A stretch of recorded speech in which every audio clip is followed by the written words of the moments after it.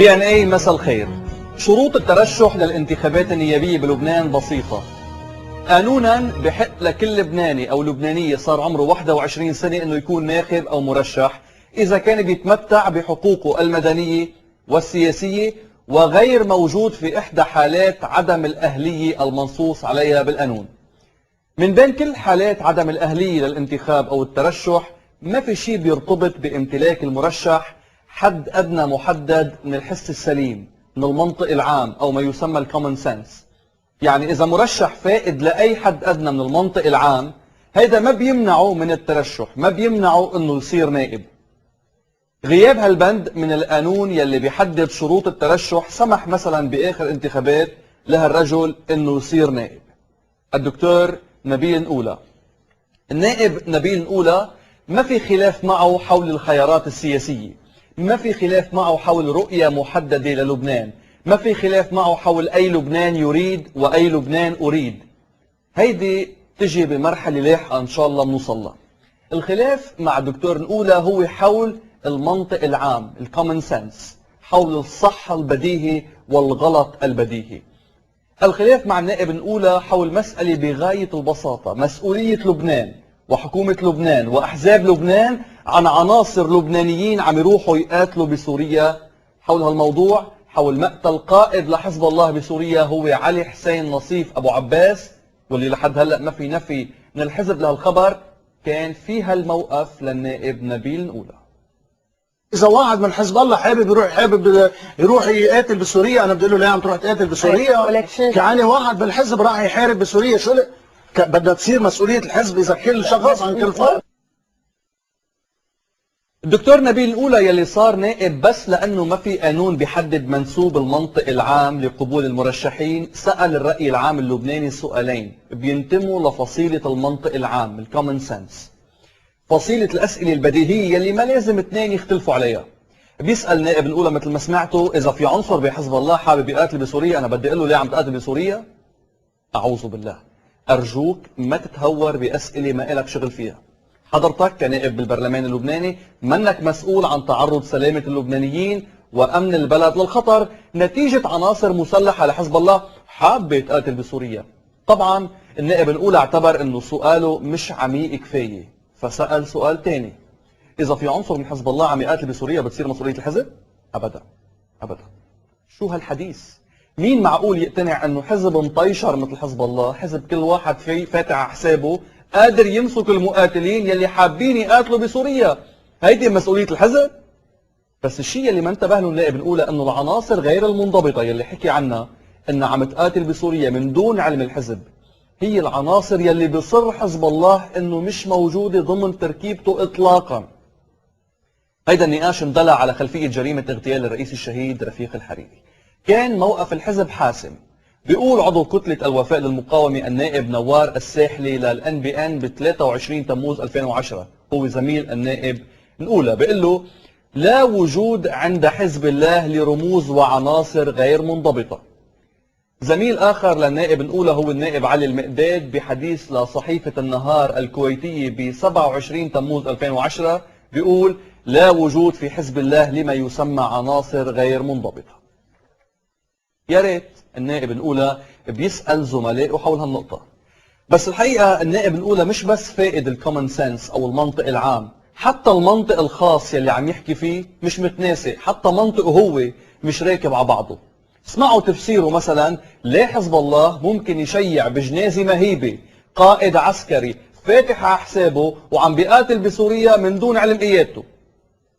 بس ما الحزب عم ينعيه رسميا، بينعيه لانه بينعيه رسميا بحضور كبار القيادات. شو بتكون عم بينعوه رسميا لانه اول شيء هو عضو بالحزب، بس راح يا هل ترى بأمرة الحزب ولا راح بصفة شخصية؟ هذا الموضوع بدك تعرفيه. هلا إذا في عناصر عم بيروحوا، إذا أحلى ما ترجع تقول لي أنت قلت، إذا هلا هالناس السوداء عم بيروحوا بشكل إفرادي، هيدا شيء، وإذا عم بيروحوا بشكل الحزب عم يبعثون شيء ثاني، ولكن المعلن إنه عم بيروحوا بشكل إفرادي. المعلن النائب الأولى مش بس بيعتقد انه ما بعيد يكون في قائد عسكري لحزب الله قتل بسوريا، بيقول انه في شيء معلن والمعلن انه ايه في مسلحين كتير بسوريا، انما وهيدي كتير دقيقة القصة، عم يقاتلوا بمبادرة فردية. معلومات النائب نقولها بتتجاوز مقاتلي حزب الله لأحزاب أخرى. يصير اللبنانيين عم بيروحوا يحاربوا بسوريا من كل الاطراف وكل الفئات وكل الا نحن، اوكي؟ عم بيروحوا يحاربوا بسوريا. حزب القومي في منهم عم بيحاربوا بسوريا، في عم بقول لك جايين من الصومال عم بيحاربوا بسوريا.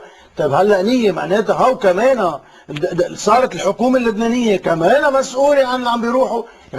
يا هل هذا ترى حليف لإلكم يا دكتور، أريد من فضلك موقف منك. يا عيني والحليف لهوديك كمان عم بيروح عظيم. يحارب بسوريا. عظيم. بس عم بتشوفي هذا من حزب الله راح يقتل بسوريا اذا كان صحيح. يا دكتور عم بطلب منك طيب موقف من الاثنين، موقف من اي اذا كان في قتالي من حزب الله يقوم يشارك في العمليات في سوريا، وقتالي من تيار المستقبل. موقفك من فضلك من الاثنين. انا موقفي نعم. اذا عم بيروحوا بصفه شخصيه حرين، اذا روحين نعم. بشكل سياسي وحزبي اكيد مدان. مش بالعقل نبيل نقولها، مش بالعقل، إله العمل المؤسساتي والدولتي قال إذا في مقاتلين لبنانيين عم يروحوا بشكل شخصي على سوريا حرين، إذا في مقاتلين عم يعرضوا أمن لبنان واستقرار لبنان للخطر بس عم يقاتلوا بشكل شخصي بسوريا حرين. النائب نقولها بدين فقط إذا اجته كل الوصولة والوسائل إنه المقاتلين عم يروحوا بأوامر حزبية. عن جد مش عم صدق انه في نايب بلبنان بعد شوي ممكن يقول انه حرية القتال بدولة تانية حرية بيكفلها الدستور. حتى وفق هالمعيار النائب نبيل نقولها عنده مشكلة. حزب الله مثل ما شفنا ما عنده عناصر غير منضبطة، وبالتالي ما بيقبل نظرية نبيل نقولها. يعني اذا في قائد قتل بسوريا فهو قتل بمهمة موافق عليها قيادة الحزب. واذا النائب نبيل نقولها مش مصدق بكفي يروح يقرا هالتصريح لرئيس الهيئة الشرعية بحزب الله الشيخ محمد يزبك. بيقول يزبك: سنحافظ على سلاحنا ونعتبر هذا السلاح دما يجري في عروقنا مهما كانت الأثمان. نعد أعداء أمتنا الإسلامية بمفاجآت لأن حربنا هي على المشروع الأمريكي الإسرائيلي وليست بين المسلمين. طيب يا أستاذ نبيل، إذا حزب الله مصنف الثورة بسوريا عدوان أمريكي، وإذا حزب الله عم يقول إنه فاتح حرب على المشروع الأمريكي، وإذا حزب الله مثله قائد عسكري بسوريا، يعني كل نظريتك فشوش. كل النظرية إنه مسلحين عم يروحوا من راسهم على سوريا فشوش. إنما حتى لو هالشي صحيح، حتى لو كلام الشيخ يزبك بيعني إنه حزب الله هو شخصيا وفق تصور معين عم يبعث مقاتلين على سوريا، بالنسبة للنائب نقولها هيدي مسألة ما بتعنيه. ليه؟ لأنه النائب نقولها متحالف مع حزب الله على كارت، مش اخذ كل المنيو.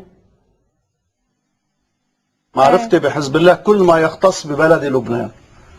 اما القضايا الاخرى بحزب الله انا وياه مش حزب واحد، ولكن انا حليف مع حزب الله في كل ما يختص بالامور اللبنانيه. يعني خارج عن النطاق هيدا انا لا اتعاطى، مني انا وياه حزب واحد. اذا في عنده اشياء خارج لبنان هو حر بحاله، انا ما لي خصه. انا ما بتعاطى بهالامر، ما لي خصه اتعاطى. سعادة النائب، خلينا نرجع للأساس، للمنطق العام، للكومن سنس. ركز معي، إذا في مقاتلين لبنانيين عم يقاتلوا بسوريا من حزب الله، المنطق العام بيقول إنه هول عم بيقاتلوا بعلم القيادة. وإذا في مقاتلين عم يقاتلوا بسوريا من حزب الله وبعلم القيادة، فهيدي مسؤولية حلفاء الحزب إنه ياخذوا موقف، ومسؤولية الحكومة إنها تتحرك. الكومن سنس بيقول إنه حضرتك حليف الحزب وعندك مسؤولية معنوية عن تصرفات بتأثر نتائجها على كل اللبنانيين. إنما كمان الكومن سنس بيقول الحق مش عليك، الحق يبدو على قانون الانتخاب. الأسئلة يلي سألتوها أو انسألتوا عنها حول هالموضوع هي التالية، ونبدأ بالسؤال الأول: مع مين عم يحكي النائب نبيل نقولها؟ يا ريت بعرف. أي سياسي بطل بمقابلة تلفزيونية عادة بيحكي مع قاعدته حلفائه، وبيحكي من ميلة تانية بيوجه رسائل لخصومه. النائب نبيل نقولها ورط حلفائه وقت اللي قال انه كل الاحزاب عم تقاتل بسوريا، وسمى الحزب القومي. اثنين، اعتبر انه جمهوره بلا عقل، قاعدته الانتخابية بلا عقل، بلا عقل لدرجة انه جمهوره ممكن يصدق انه في قيادة من حزب الله عم يحارب بسوريا لانه هو حابب يروح، مش لانه القيادة سمحت له يروح. قاعدة النائب نبيل نقولة بتستحق احترام لعقلها اكثر بكثير من هيك. السؤال الثاني، شو لازم يعمل التيار؟ وشو لازم يعمل حلفائه؟ وشو لازم يعمل النائب نبيل نقولة؟ كل واحد يعمل شغله. تيار لازم يفتش على نائب بيحترم عقل قاعدته الانتخابية أكثر مما بيحترم النائب نبيل نقولة قاعدته الانتخابية. حلفاء التيار لازم يشوفوا كيف نبيل نقولة خارقهم، كيف نبيل نقولة بيعرف وبيأكد انه كلهم عم يبعثوا مسلحين على سوريا. اما نبيل نقولة فلازم يخوض معركة حياته لمنع تطوير قانون الانتخاب باتجاه يفحص مستوى الكومن سنس عند المرشحين قبل قبول ترشيحه. السؤال الثالث، شو بيترتب على كلام النائب نبيل نقولة؟ جواب كتير. بصرف النظر إذا الواحد بياخد النائب نقولة جد أو لا، كلامه عن مسلحين حزبيين عم يقاتلوا بسوريا هو إخبار للنيابة العامة اللبنانية، لازم يتم التحرك على ضوءه وسريعا. كلام النائب نبيل نقولة برسم رئيس الجمهورية اللي امبارح بيقول بالأرجنتين سلاح المقاومة يندرج في إطار استراتيجية دفاعية نقوم بتحضيرها في هيئة الحوار، ويستعمل فقط للدفاع عن لبنان ضد أي اعتداء إسرائيلي، وفقط لدعم الجيش وفقا لقرار السلطة اللبنانية. أما السلاح الذي يشهر في الداخل فهو ممنوع ويجب نزعه، أكان لحزب الله أم للسلفيين أم لغيرهم. السلاح اللبناني اللي عم يقاتل بسوريا هو سلاح موجه إلى الداخل اللبناني. ليه؟ لأنه نتائج السلاح يلي عم يقاتل بسوريا هي نتائج بتحملوها كل اللبنانيين بالداخل اللبناني.